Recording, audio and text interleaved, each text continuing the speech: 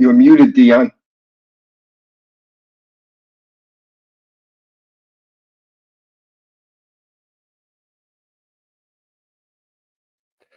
All right, sorry about that. Let's try this again.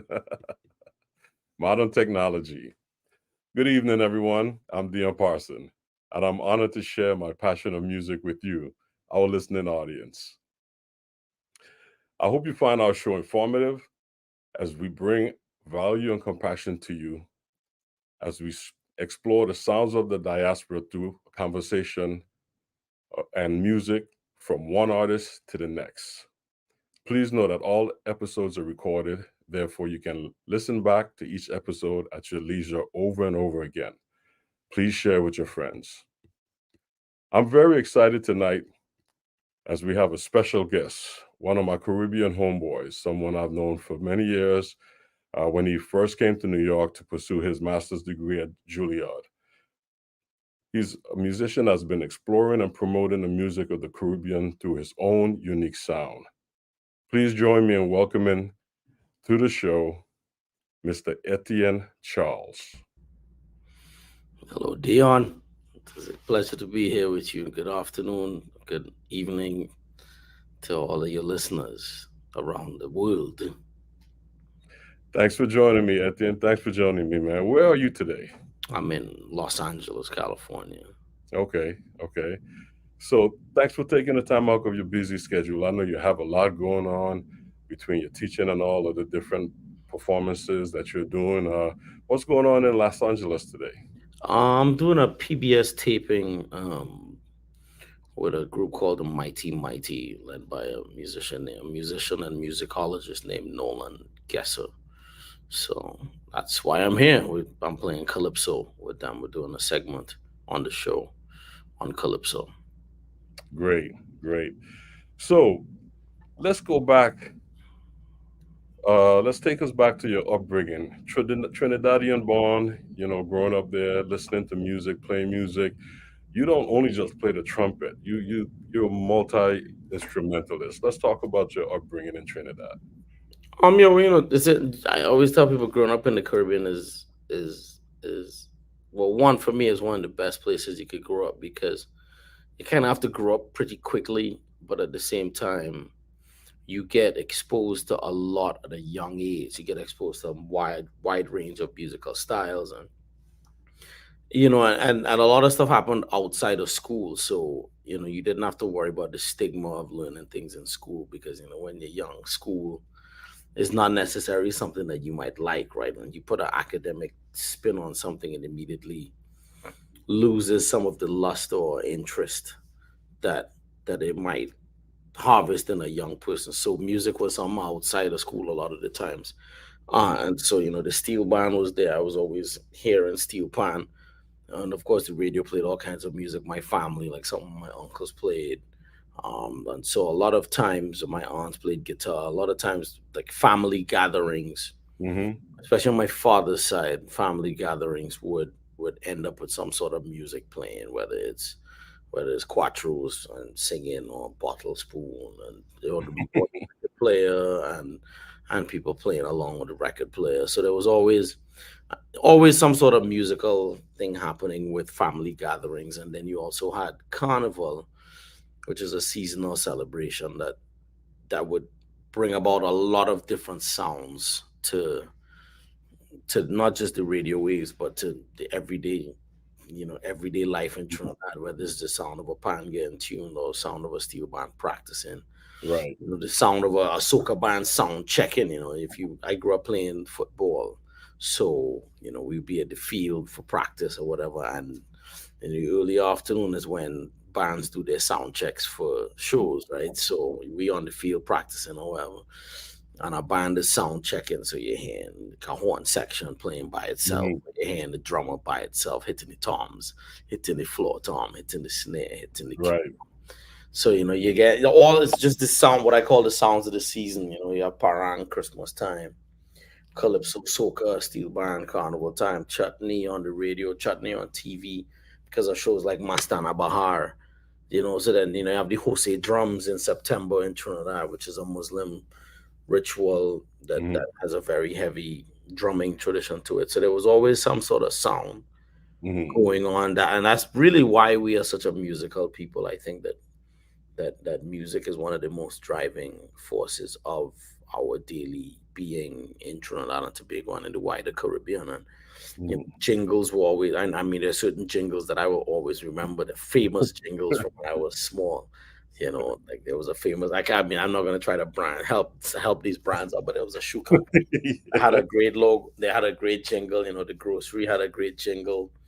That was a big tradition, and we as children would know these jingles, and it was a way for you. It was looking back now as a professional person dealing with marketing brands or whatnot. I just remember that there were these very very innate and very indigenous Trini sounds attached to these Trini brands through music. Right. So the music was everywhere, and so that's really what I take away from my upbringing in Trinidad, is that there was music everywhere.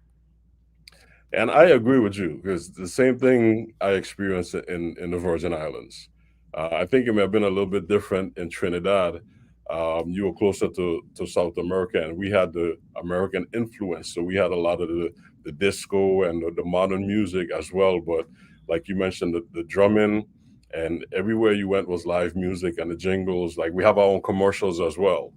But I think the biggest rivalry I remember growing up was carnival. Like who had the best carnival? Yeah, And yeah. this is Trinidad will have the biggest carnival, but everybody's gonna claim to be the best. And I never participated in the bands on that level, traveling from into Ireland for carnival. But I remember a lot of bands going to Trinidad for carnival and coming back talking about road march and stuff. So there was a heavy competition in the greater Caribbean for who had the best carnival and who had the best band. Hmm. Yeah, so the music was always prominent and prevalent in the community. And I recall coming to New York. One of the first musicians I met also was David Williams, Hmm. a bass Happy, player from Trinidad. yeah, Happy's father was a legendary band leader in Trinidad as well, John Buddy Williams. Exactly, exactly, exactly. And going to the Pan Jazz Festival in Trinidad, I performed down there with Monty Alexander and met so many musicians at that time. So it's a good, I think is a good foundation, a fostering ground for musicians coming out of Trinidad. So you left Trinidad and you went to college to pursue your degree. Yeah, I went to Florida State University to do my first degree under Marcus Roberts, Leon Anderson, Rodney Jordan, and Scotty Barnhart were my main teachers, Hmm. as well as Bill Peterson and Bill Kennedy. I they kind of all took me under their wing and showed me different things. So it was because it was a small program, I was able to get a very unique experience as a student. A lot of one-on-one time with Hmm. each person. Marcus Roberts for composition. And not just to study composition, but to play his music. We learned Right. his music Mm-hmm. playing it with him and touring with him and playing in his band. So it was, it was a very wholesome, almost like on the job training about, Mm-hmm. music. And then from that, he was always very vocal about making sure that you're able to have your music be a reflection of your identity, whether it's a Yes. cultural identity or academic identity or whichever way, or fusion of the few. So he was always, once I started showing him a lot of the stuff that I was checking out and from Trinidad and stuff, he was very motivated to motivate me Mm-hmm. to keep that direction and keep kind of going down this rabbit hole of all of these things that he really had never heard and never explored. And so part of it was his interest, and then part of it was me continuing to dig and show that we have a lot of stuff in the Caribbean that hardly ever gets space on American airwaves or Right. European airwaves, and especially in the very closed off genre of jazz. And so that's kind of been my mandate from the get go. And I say Caribbean, but what I'm really specifically referring to is music from the English speaking and music from the French and Dutch Mm-hmm. Caribbean, because there's a lot on the airwaves that you would hear from Cuban artists and Puerto Rican artists and even Mexican artists and Dominican artists. And so for me, it was like, well, there was such a small space for artists from the English speaking Caribbean. And the first records I had was Yard Movement by Monty Alexander. Mm-hmm. Um, and so some of my earliest introductions to jazz with a Caribbean tinge, which is how I always tell people that you have to make sure that people get to hear themselves Right. in music, and young people, especially young black people, especially, that they get to hear themselves. And so hearing Monty, I was 13 or 14 when I got Yard Movement, and then when I was 17, I started checking out Chucho Valdez. And then my freshman year of college, I got heavily into David Sanchez. So Okay. at three very formative points in my early development, the records that I listened to the most were all by Caribbean artists, which I Right. think is very important as to why I am the way I am with music. Right. And you actually played with those artists as well, right? Yeah, I'm very very lucky that three of my biggest idols in music. I spent many hour on a bandstand in many a country. I got to play with Monty Alexander in Jamaica and in New York. I got to tour the world with Chucho Valdez.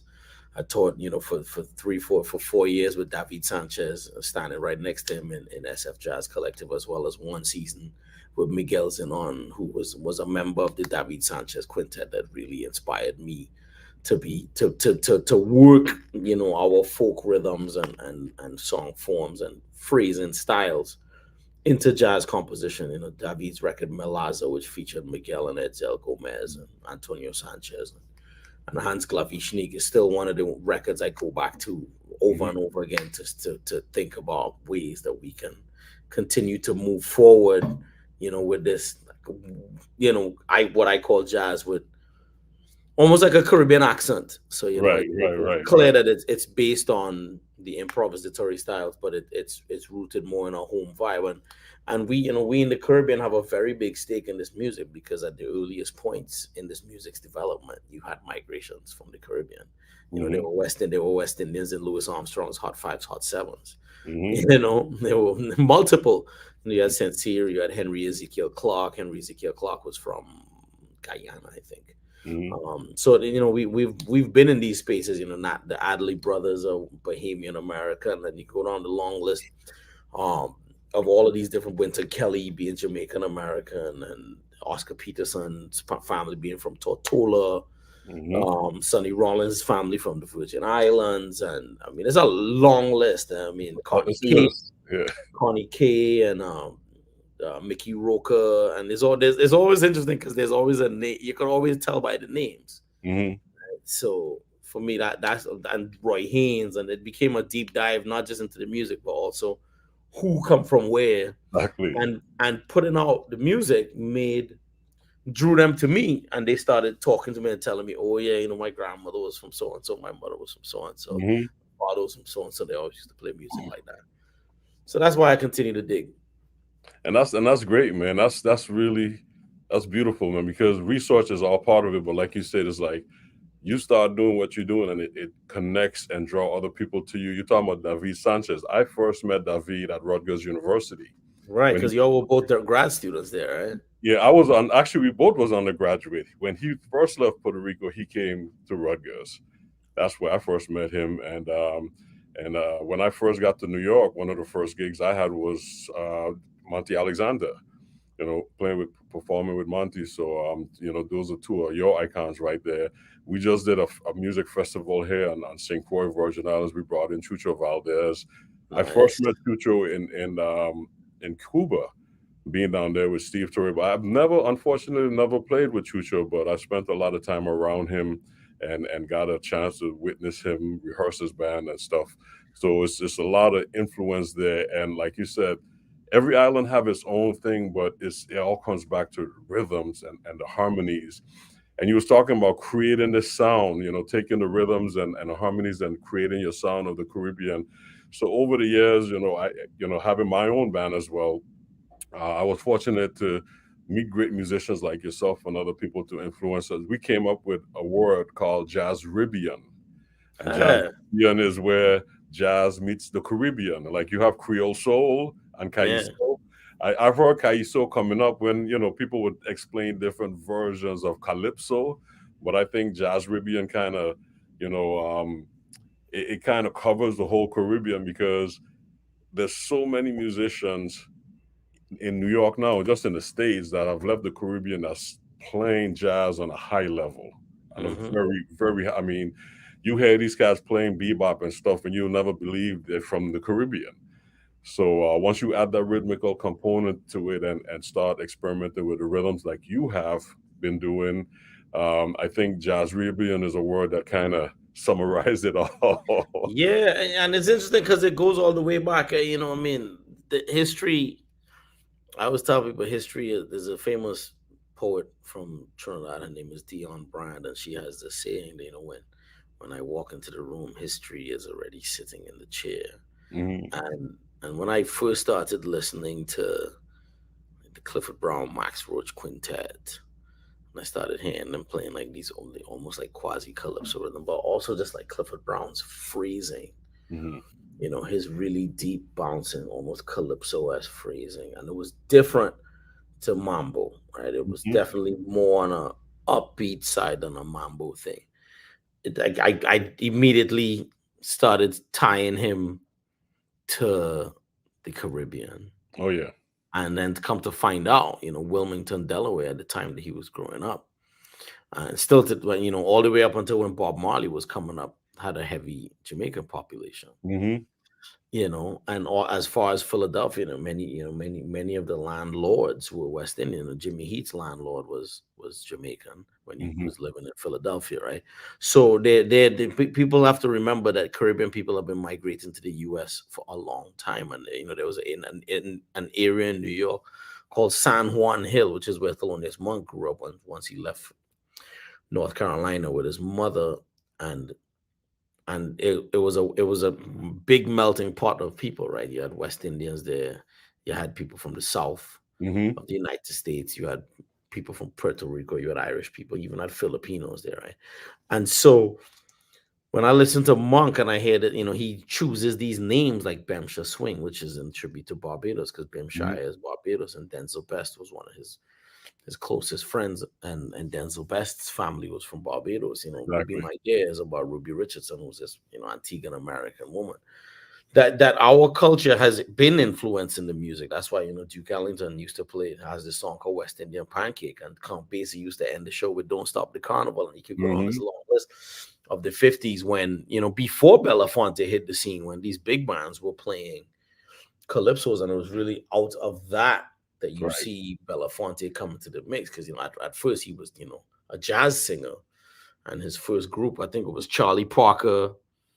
I want to say his first group was like Charlie Parker, Max Roach, Charlie Mingus, John Lewis. Rhythm section, I think that was the band. And then and then there's, of course, Monty Alexander played me the recording of Charlie Parker playing Sly Mongoose. No kidding. Yeah. Okay, I've never heard that one. That's Yeah, interesting. it's really incredible that that calypso was, and I mean that's the thing about the history of New York, that there's only parts of that history that are told, but Greenwich Village was Little Africa, Mm-hmm.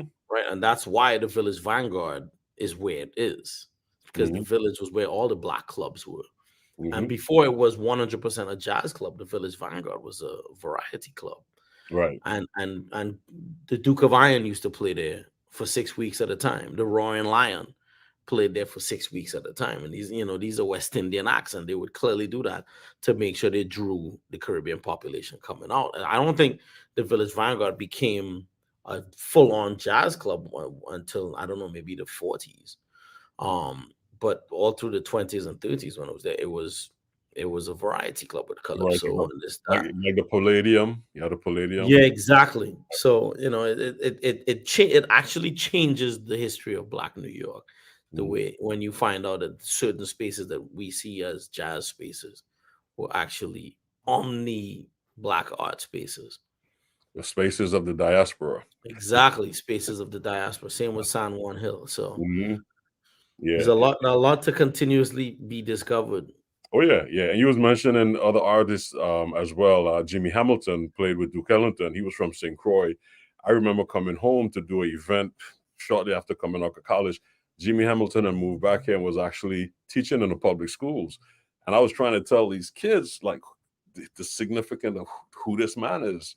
And yes, it's just a lot of history from the Caribbean as far as contribution to the music. And I've had this conversation with Wynton Marsalis many times. And that's one of the things he's always said. Like the Caribbean is one of the last few uncharted territory when it comes to the music and what's happening. And each island has its own tinge and the same rhythm and its own vibe in it. And even if you go back to listen to old time calypso, that roundhouse bass line, boom, boom, boom, boom, boom, ding, boom, boom, boom, ding, ding, ding. All of those jump up vamps and stuff is all the blues. It's just this Mhm. playing off of the blues. So that's one of the influences that I realized first. The music that we were listening to had the same rhythmical foundation and the harmonic foundation as the blues and stuff that we was hearing coming from America. A lot of it wasn't being expanded on because the knowledge of improvisation and stuff wasn't there, but the fundamental changes was already there. So it made a lot of sense to me once I jumped into jazz. I don't know about you, but a lot of things got connected real quick. Yeah, I mean, it's interesting you say that because there's all these different um recordings that are coming out now, of like experimental improvisations that happened in the Caribbean Hmm. long time ago. I mean, because ragtime was very popular in the Caribbean, right? Exactly. Um, and then you had these string bands. So you had this band called, back then it was known as the Trinidad Dance Orchestra. It was a lovely string band, and it was an integrated band. It was led by a Euro descendant by the name of George Bailey, Baillie. Hmm. Um, and it was an integrated band, and they went to New York in 1912, and they Hmm. recorded for the major labels, and that's 5 years before Original Dixieland Jazz Band recorded what is supposed to be the first jazz record on phonograph. But these men are improvising Right. clearly. There's Right. like there's a violinist improvising, there's a clarinetist blazing improvising. So it's the language was always changing, and then you have World War II, and the U.S. Right. set up a base in Trinidad. They set up two bases in Trinidad, and that's how radio waves came to Trinidad. The first radio stations in Trinidad were the U.S. Army radio Okay. stations. So there was Glenn Miller, etc. And then right after that, you start hearing all these almost like big band style Right. introductions to calypsos, and it's Right. because of the arranging, right? And there was a great arranger by the name of Rupert Nurse who passed away a few years ago. He was a bass player and saxophone player, and he took a mail order arranging course with one of Glenn Miller's Mail order arrangers. arranging Yeah, course. so they basically used to mail you the book and Right. mail you the exercises, and you would do the exercises On the and back. mail it back. And Okay. he learned to arrange taking that course, and Mhm. then immediately he started. You hear, I mean, his style is so like, I mean, he's the one that started making the horn section. So like you have a 4-piece horn section and you have saxes playing one thing and then you have the brass playing another thing. So it almost has like the idea of a big band moving around. Right. Like My Pussin' is a great example of it. Steel band music is another example of it. Yeah. A lot of the stuff that Kitchener put out in the late 40s, early 50s, that was all Rupert Nurse's arrangements. Okay. And you know, it clearly shows this link, this dialogue between North America and the Caribbean, you know. Right, because a lot of the bands was going to New York to record. Yeah, I mean, they did a lot of recordings, and even though RCA and Victor built studios in Trinidad in the 1920s, they've been recording, you know, high tech in studios in Trinidad since like 1927. Okay. They built a studio. RCA and Victor, they built a studio in Port of Spain. I think it was on Nelson Street, I want to say. Because you know that back then that was they were recording a lot of music in Trinidad. Well, that was a big hub back then. I mean, everybody went to Trinidad for great horn arrangements. Even like Lord Nelson, Kissinger, and all of these guys. As you fast forward to the 50s and 60s, that was the big thing. That was the time I grew up, and that's what we heard. Everybody had a horn section. Yeah, that was the bread and butter, and then you know a lot of the recordings started moving to New York. You know, in the 70s, you saw, you know, the Granville Straker and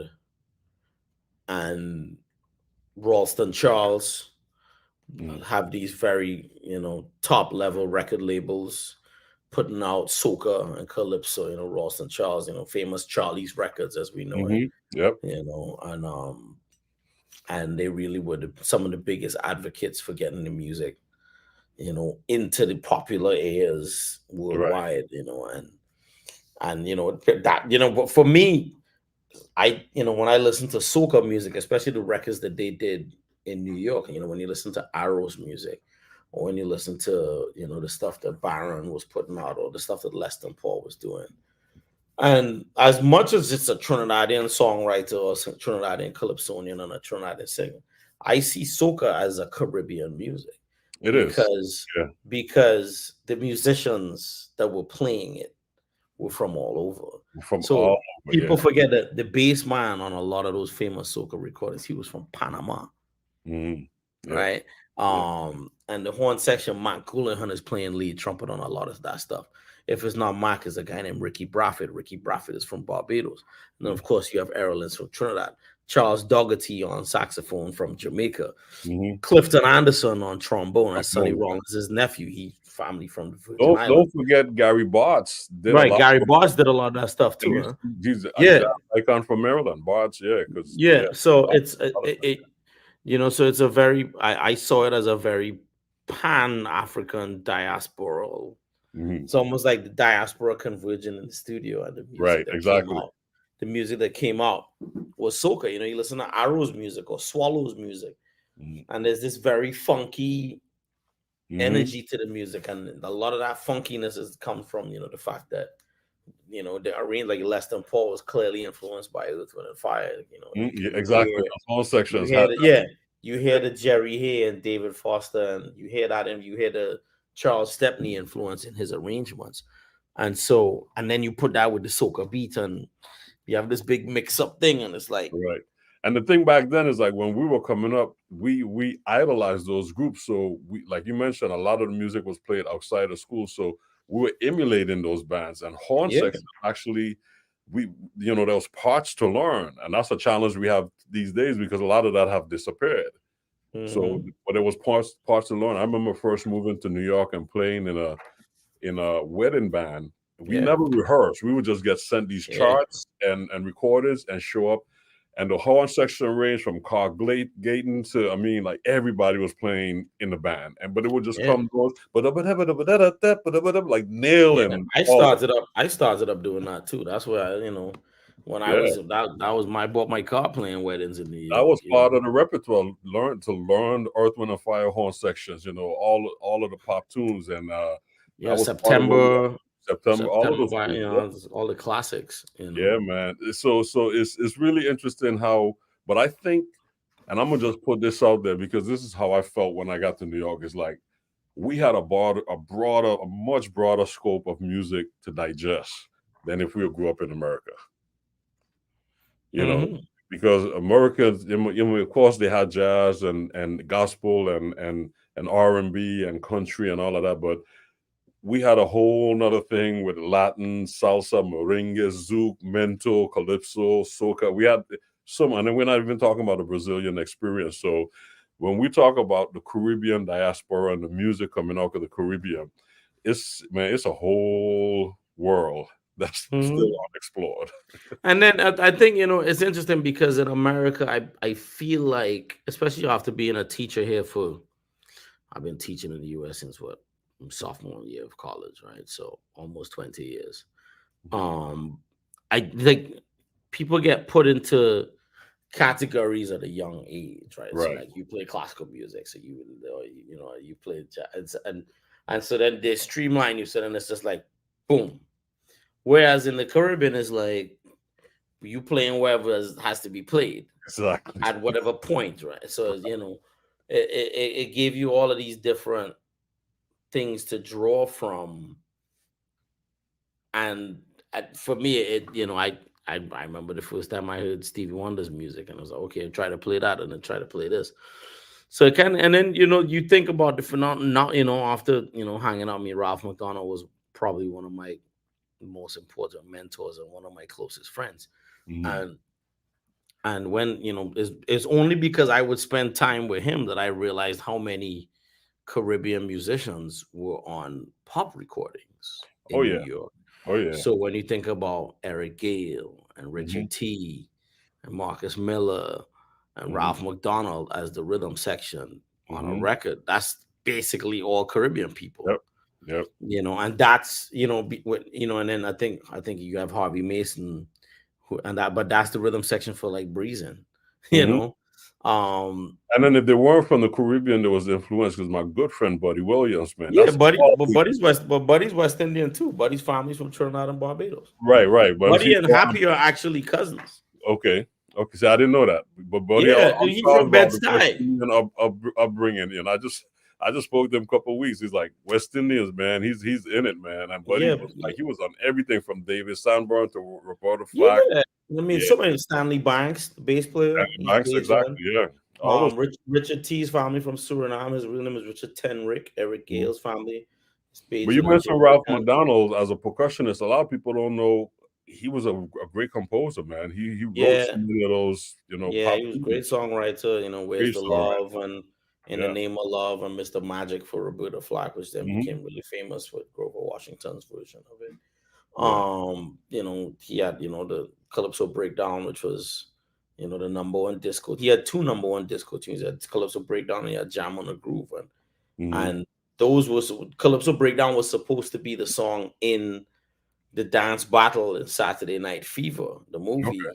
But after they shot the movie, they edited the dance fight scene or the dance off scene, whatever you want to call it.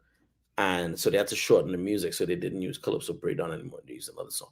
But Calypso Breakdown still made it onto the soundtrack. And that's how Ralph, Bill Salter, and Bill Eaton ended up with Bill Salter, a song. They ended up with a song on the number. At the time, it was the number two best. At the time, it was the number one best-selling album of all time. I think it sold 42 million copies. And then the only album to sell more was Thriller. Right. And so, and back then you got 25 cents a copy. Yeah, back then. And so, they were instantly millionaires. They were instantly. And so, but yeah, I mean, and the Caribbean space in pop music in America, it was like, it was always, but Ralph was basically playing calypso grooves on, like, you listen to Late in the Evening by Paul Simon. That's basically a calypso. You play calypso grooves on everything, And then you listen to Late in the Evening. And Ralph played anything, man. I was doing a gig with Gordon, and he just came up with a bottle and a spoon next to me. Yeah, I was there. This was at Dizzy's. Exactly. It was and Jimmy put a Buffett's soul on party. it, man, and tore the house down, man. It was Jimmy Buffett's party. I have a picture Jimmy Buffett's party, exactly, yeah. I actually have a picture of Ralph beating that bottle. It was a glass, actually. It wasn't a bottle, it was a glass. Yeah. I mean, you listen to the Graceland album that Paul Simon did. You listen to Call Me Al. That's Mhm. literally the same bass line as Sugar Boom Boom. It's like zoom doom ding ding doom ding ding ding. So Yeah. now it's for me, that's a big part of what I do as well, is always trying to find us in the space, Yeah. like what we have, because we don't get hype like the Caribbean. Mhm. We don't really, the Caribbean is not seen as a viable artistic source, right? Right. In a lot of instances, and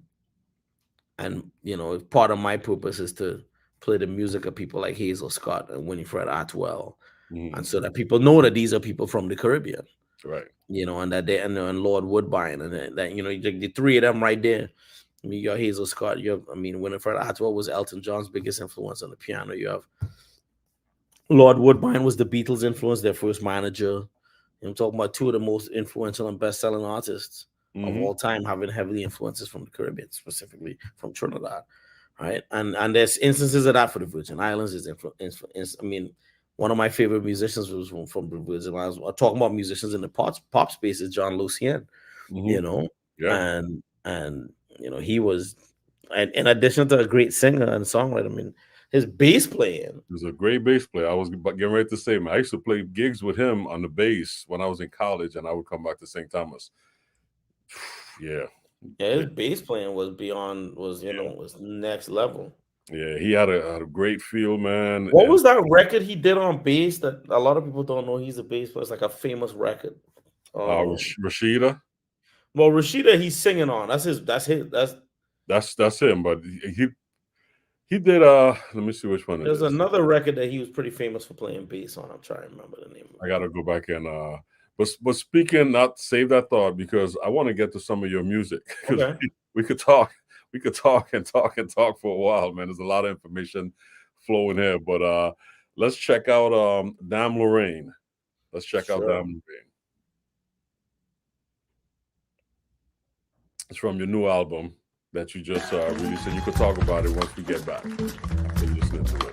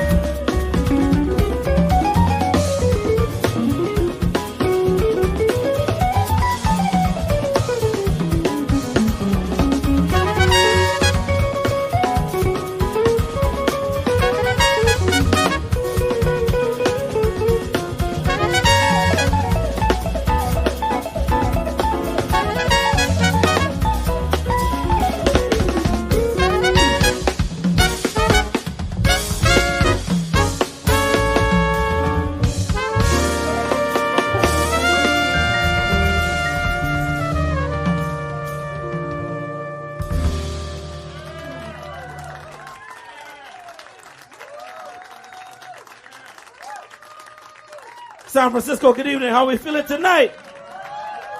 Welcome to the Black Cat. Put your hands together. The piano from La Habana, Cuba, Mr. Axel Tosca Lauga. At the guitar from Morristown, New Jersey, Mr. Alex Wentz. At the bass from Washington, D.C., the human jukebox himself, Ben Williams. At the alto saxophone from Bridgeport, Connecticut, by way of Haiti, Professor Godwin Louis. And at the drums and cymbals from Miami, Florida, standing at 5'11", by way of Haiti as well. Put your hands together for the one and only, my brother from another, Mr. Obed Calvert.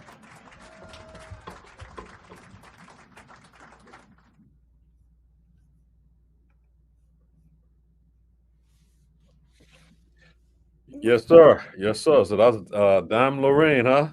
Yeah, that was that's how we've been opening the show for the last about year. We recorded that in I have to big up Rashawn Ross, saying hello to my brother. Yes, sir. What's up, Rashawn? Rashawn, I remember when I was at Berkeley, the 5-week program in 2000. Rashawn, it was all the VI brothers used to sit in the cafeteria, and make one set of noise, just talking usual Caribbean nonsense. In the middle of the day while we were having lunch or breakfast or whatever. It was like they were always in the cafeteria. And I would always hail them out. And they would be like, "Oh, well, I'm Trini," So it was, I remember him from all the way back then. But yeah, that's down. That's our show opener for about the past year, maybe a year and a half. We've been doing down. But we recorded this album. This is actually from live in San Francisco. This version of it. We recorded that in March of 2022 at the Black Cat in San Francisco. Okay. And what I love about listening to this track is, what I love about Creole Soul now is that it's become it's almost like a Caribbean conglomerate of musicians, it's Axel's from Cuba, Godwin and Obed, a Haitian American, Ben is from DC, but he grew up in DC, when DC had a Caribbean population. And on top of that, he has Gullah roots from South Carolina, which is clearly right. That's clearly, yeah. Yeah, and so it's just so I hear everybody putting their own feel on, and it for me, it brings joy when I listen back to, because I hardly ever listen to the band, I hardly ever listen to what we do, but it brings joy just to remember these moments and just know that it's we're trying to keep the dance music moving. That's great, man. Well, congratulations on the new release. And Thank you. I know you have a lot of a number of projects going on, and this being one of them. I've followed this band for many years, and you have some great musicians, some of my favorite musicians in the band. I love listening to them and hearing what you've put together. So congratulations on that. This past summer, you did another project in the Appel Room. You want to talk about that? Yeah, so we did Carnival. We did Carnival, the Sound of a People, which is a concert. Originally, it was an album, but it was a concert with Creole Soul as the band, plus traditional Carnival characters from Trinidad on stage, dancing to kind of replicate a performance version of what happens on the streets of Trinidad Carnival time, but also as a way for these traditional characters to communicate the history of Trinidad and Tobago. We all have similar tradition. I mean, I know you have Moko Jambi in St. Thomas. I know they have it in St. Croix as well. We have it in Trinidad. And it's one of our clear links to West Africa, right? Same thing with Dame Lorraine, same thing with Jab Balassi, etc. And so I developed this project in 2016 to be a way to show that our rituals are our way of communicating with our past, and we do it through art, through music, through costuming, through food, through language. And so that's and we were lucky enough to get to do it in New York, and we did it in New York, we did it in Toronto, we did it in Miami, we did it in London, we did it in San Francisco and Los Angeles. So I'm grateful because I was able to take it to many of the different parts of the Caribbean diaspora, which was the point, was to communicate this music and the fact that this comes out of these costume traditions to the places where we have gone. Right. But I must tell you this.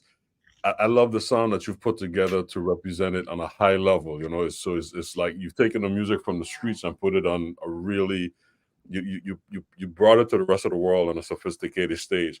But I must say that Carnival, no matter what island you come from, when it's Carnival time, the folks come together and they're gonna celebrate. They're gonna spend 6 months making their costumes. So Yep. that's a great concept, man, to present that on that level, because it's gonna always have a platform for that. Yeah, and it's really interesting because to see how the American audience took to it, even though they don't know much about the characters. When we did, I never forget, we did the show in Trinidad. The world premiere was in Trinidad in 2017, and there was a sold out show, but it was an audience full of people who were familiar with these characters. Right. They came kind of knowing what they were going to see, but they didn't know what they were going to hear. And so when they were done, it was like, wow, there's clearly a relation between the music and the sights and whatnot. And that would sound of a people. So that's why you hear Tambu Bambu, you hear the Calypso group, you hear Iron, you hear Steel Pan. Because I wanted to make sure that we use the sound, the biscuit tins from the Jab Malasi, so that throughout the whole suite, you're hearing all of these different sounds that came from the migrations of peoples from around the world, specifically to Trinidad. And so that's what we've taken now. And we did it in New York, in Miami. We have films that go along with it that kind of immerse people into. It's like we put them on the streets of Trinidad. Right, exactly. Carnival Friday, we put them up in the hills of Pyramid. We take them down to the countryside of Claxton Bay. We take them into the Laventille Rhythm section of Practice Yard and on Old St. Joseph's Road in Laventille. So we literally export people because so few places that we know, that we grew up with, that we see. You never see them on a big screen. You never. Everybody when you do see some Caribbean-ish something is very watered down. Right. And so I was like, what if I take the realest of real images from Carnival, right, and put them on a big screen on top of a big stage with my musicians playing my music, and show the audience, what we see that we want them to see. From your eyes, exactly. And it's been, and also, but to show, there's so many people in Trinidad who had never seen Tambu Bambu. Okay. Or understood that story really. And so for them it was also, and for them to see it on the big screen. I remember when we played in Miami, a lady came up to me after the show and she said, because we take in Claxton, the Bamboo video is in Claxton Bay, and at the beginning of it, kind of like in movie style, the name Claxton Bay comes up as where we are. And she came to me, she said she started crying because she never thought she would have seen her hometown on a big screen like that. Because, for her, the Caribbean the Trinidad specifically is so quote unquote town oriented, and everything is about Port of Spain and it's not. Yeah. And I was like, well, that's what the project is about, taking people to the real, to see where all of the real parts are. As Carnival is not just a Port of Spain thing. Carnival is a nationwide thing. So that's great, man. That's great. Well, man, can we squeeze one more song in there? Sure. I mean, yeah, sure. Because I know you're a very busy man, and I would love to have our audience hear another one of your songs. So why don't you pick? We have a couple. We have Creole. We have a couple of songs we could pick from. Is Bamboo there? Bamboo's there, yes. Yeah. So Bamboo, we could play Bamboo because Bamboo is what, and there's a video that goes along with Bamboo. If you ever come to a Creole Soul show, you'll see the video live. Those videos don't live anywhere on the internet. You can only see them live at our shows because, in addition to the content being very sacred and special, it's a part of the experience of coming to a Creole Soul show. And but it's in Claxton Bay, and Tambu Bambu is a really important tradition because it comes from when the British banned the drumming in Trinidad and Tobago in 1884. There was an ordinance passed called the Peace and Preservation Act, which made drumming illegal. And so as a result, musicians started designing alternate instruments to play rhythm and to accompany the stick fight and to accompany rituals. And so they started cutting bamboo at different lengths to create the different pitches. And I was lucky enough to record them live on the streets in Claxton Bay. Nice. Okay. And so you get a very immersed sound because we're literally in the middle of the band. We're right in the middle of them. And then I took that and I wrote some music to it. And so you hear Russell Hall on bass and you hear Josh Schwartzbond on tenor saxophone. And it's just the three of us and this whole class and be Tampa Bamboo Band. Okay. Well, let's check it out. Bamboo.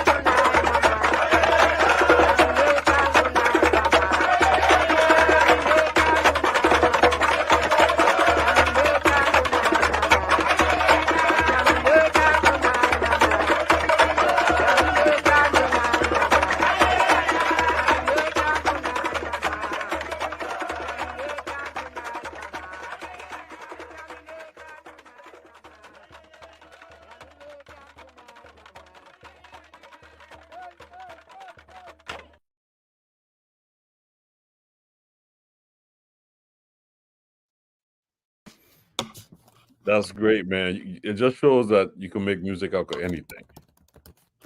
You can make music out of anything, man. That's wonderful. Bamboo. So what's next for Etienne Charles? Next, oh man. What's your gig tonight? Where's my next gig? Oh, I'm playing in next show is in Pittsburgh. No, we play in Ann Arbor on Friday, the 27th. And we play in Pittsburgh on Saturday, the 28th. We play at the Blue Llama on the 27th in Ann Arbor. And we play at the New Hazlitt Theater in Pittsburgh on the 28th. I try to make sure to play jazz clubs as well as concert halls, as well as festivals, because I am of the belief that jazz grows in the clubs. You know, like that's the closest thing to where this music was born, right? Very and intimate. So and the intimate experience of a jazz club is, you can't imitate that, and you can't replicate that. You can't repeat that in a concert hall. Like the feel of a jazz club, the idea of feeling the audience, reading the audience, and the levels of improv comedy and the way the musicians experiment and play. Like you can't match that anywhere else. I'm a big advocate of supporting and playing in jazz clubs, because all of the greatest recordings, live recordings that we know, all came from bands playing multiple nights in clubs. And so that the music has to continue to stay there. I always encourage people, if you can, please go and support your local jazz club.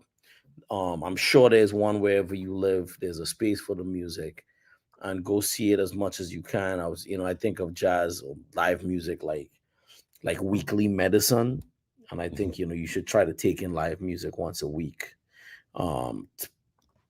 But perhaps at the end of your week, whether it's a Thursday night, Friday night, Saturday night, whichever night. But I think try to take some live music in. If it's a jazz club, great. If it's a hotel bar, great. Somewhere that music is being played live.